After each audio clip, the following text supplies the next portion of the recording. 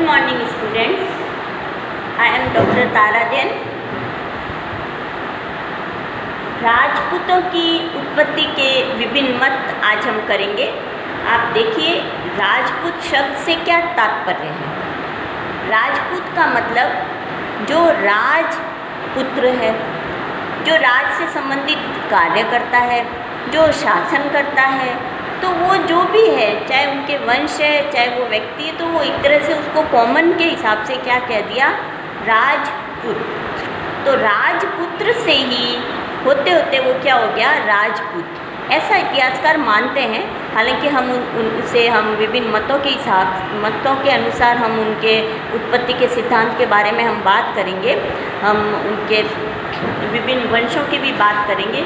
और मेन बात ये है कि जो इतिहासकार ये अनुमान लगाते हैं कि ये जो राजपूत यहाँ जातियाँ आई, जो ये राजपूत वंश आए, वो मूल रूप से कहाँ से आई, कहाँ से उत्पन्न हुई, वो स्थानीय थी या वो विदेशी थी। तो उसके अनुसार उनके लिए विभिन्न मत जो रखे जाते हैं वो इस प्रकार है। हालांकि पूरी तरह से किसी एक मत पर अभी तक नहीं पहुंचा गया है, लेकिन सर्वाधिक मान्य मत हम अवश्य कह सकते हैं, वो हम आगे बात करेंगे। तो आप देखिए जो बहुत सारे मत हैं इसमें, जैसे अग्निकुंड से उत्पत्ति है ना, और इसी प्रकार विदेशी जातियों से उत्पत्ति।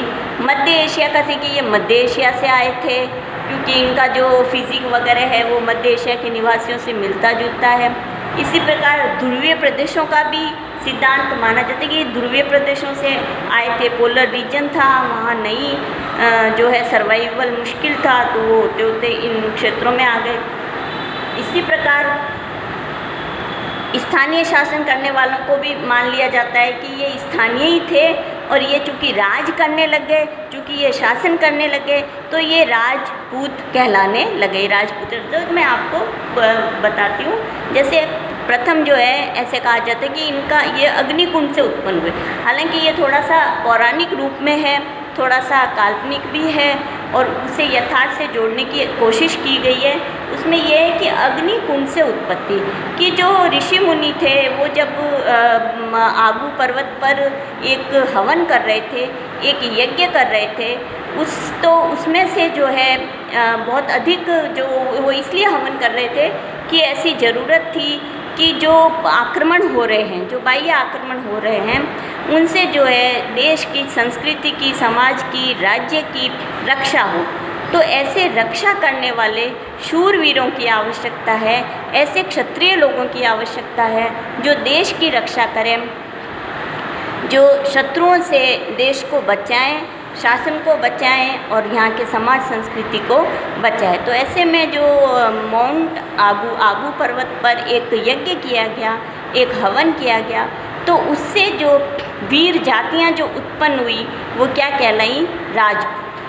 तो उन्हें राजपूत कहा गया। इसके बाद आप देखिए विदेशी जातियों से उत्पत्ति।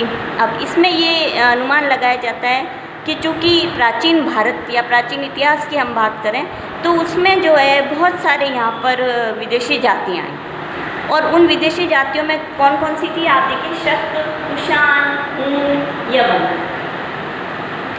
ये बहुत सी विदेशी जातियाँ आई, जिसमें कुछ चाइना के थे, कुछ यूनानी थे।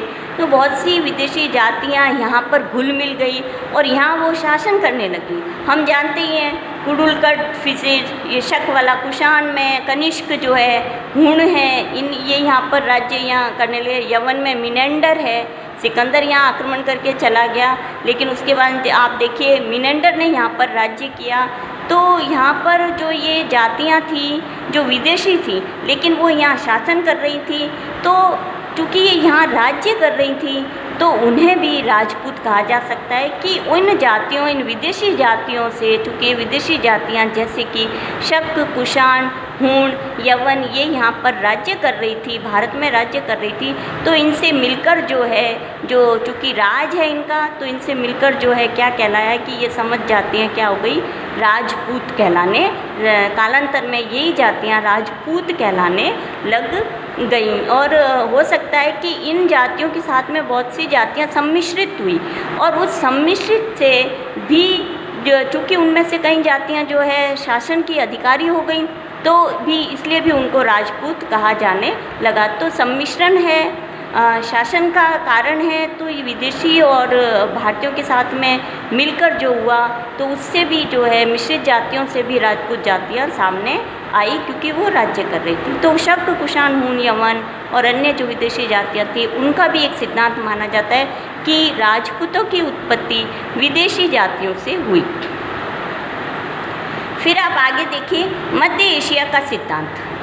मध्य एशिया का सिद्धांत, मध्य एशिया का सिद्धांत जो है मैक्स मूलर इसके मेन इस सिद्धांत के जो मानते हैं इस सिद्धांत को वो है मैक्स मूलर। उनके अनुसार राजपूत जो है, राजपूतों का जो फिजिक है, राजपूतों का फिजिक जो है वो मध्य एशिया के निवासियों, मध्य एशिया के जो मूल निवासी हैं उनसे बहुत कुछ मिलता जुलता है। जैसे लंबाई है, जैसे उनका जो चेहरे की बनावट है। अब जैसे मैं एक बार आपको फिर से ये जो शक, कुषाण, हूण, यवन की बात करूँगी, जैसे इनके लिए ये कहा जाता है कि शस्त्र पूजा, हथियार रखना, शस्त्र पूजा करना वगैरह ये भी ये चीज़ें राजपूतों में भी है, इसलिए विदेशी जातियों से उत्पन्न हुई क्योंकि शासन कर रहे थे इसी विदेशी जातियों। इसी प्रकार मध्य एशिया के सिद्धांत में उनका जो बनावट है, उनकी जो दैहिक बनावट है, शारीरिक बनावट है, उसके अनुसार मैक्स मूलर कहते हैं कि ये मध्य एशिया से आए थे और यहाँ पर राज्य करने लग गए और इसलिए ये राजपूत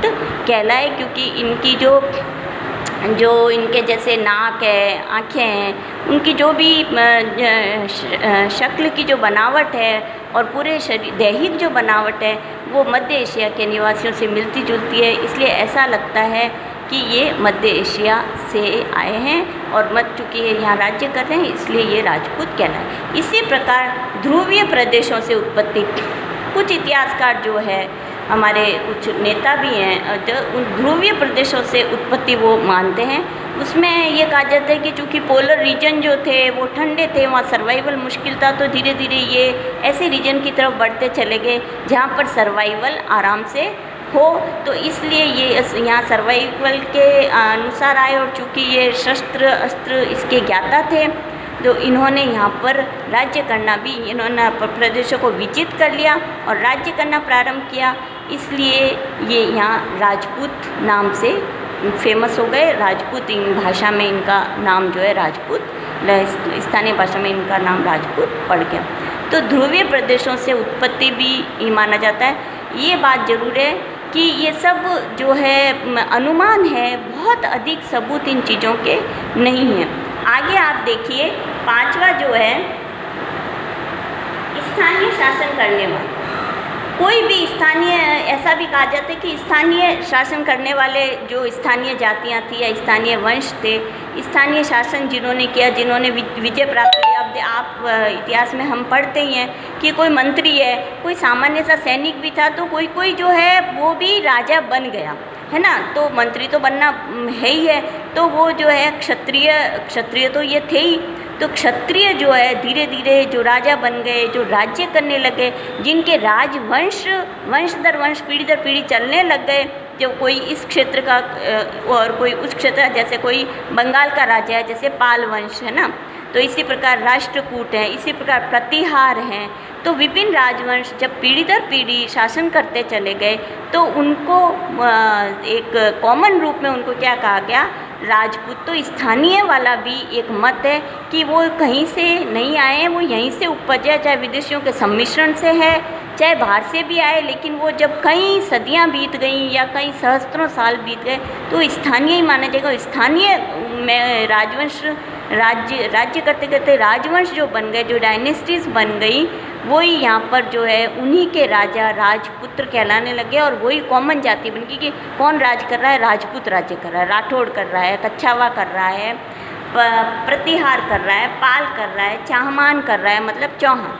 तो इस तरह से विभिन्न जातियाँ, विभिन्न राजवंश राजपूतों के राजवंश बन गए और वो राजपूत कहलाने लगे। Okay, thank you.